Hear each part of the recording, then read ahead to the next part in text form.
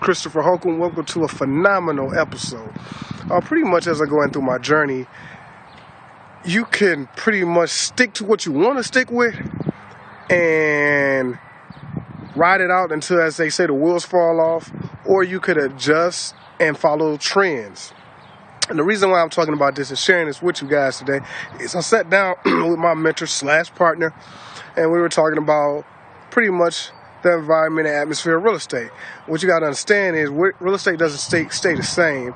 There is a path it takes. It's a curvature. You can go Google it or whatever. It tells you it's a recovery phase.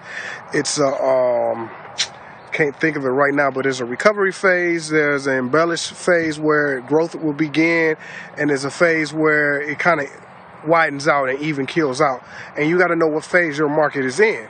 And you also got to follow different trends in the economy, different, the way the market goes, how interest and, rates are changing will tell you how the market will grow beyond. So not only do you got to know how your neighborhood and the market value of your properties, you also got to understand how things are forecast and look at certain aspects, not only in your area of whatever city you're in, but also statewide, and also how the government doing things, because it all affects people of how they buy properties and what they're going to look for. Is it a bear market? Is it a buyer's market? Is it a seller's market? That all depends on the indicators before. So be more, observant of what's going on.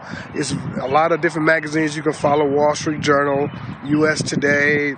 If you're dealing with investors out of the country, there's a lot of other communications, BBC, here and there. You got to just be more, observant of the trends that's going on, because you don't want to be in a position where you're like, oh man, I'm wholesaling and now ain't nobody buying properties. Now what can I do? So that goes into the aspect of being flexible.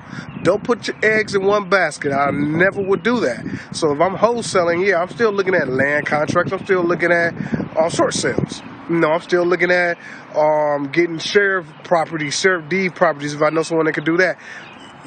Networking is always the biggest thing, but also being observant of what's going on, so then you'll know what route to take. So follow your trends, verify what your trends are doing, because you're going to get indicators throughout. Because if you just want to stay in that one path and that lane goes to a dead end, what you going to do then?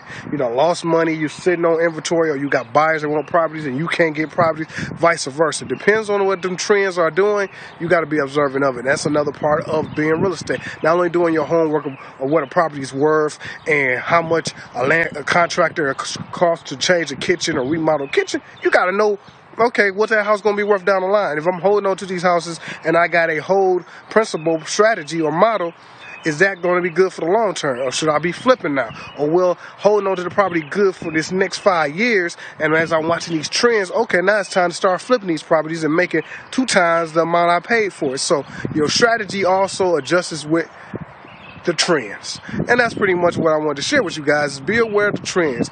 Always validate and talk to people who know what's going on. Look at certain publications.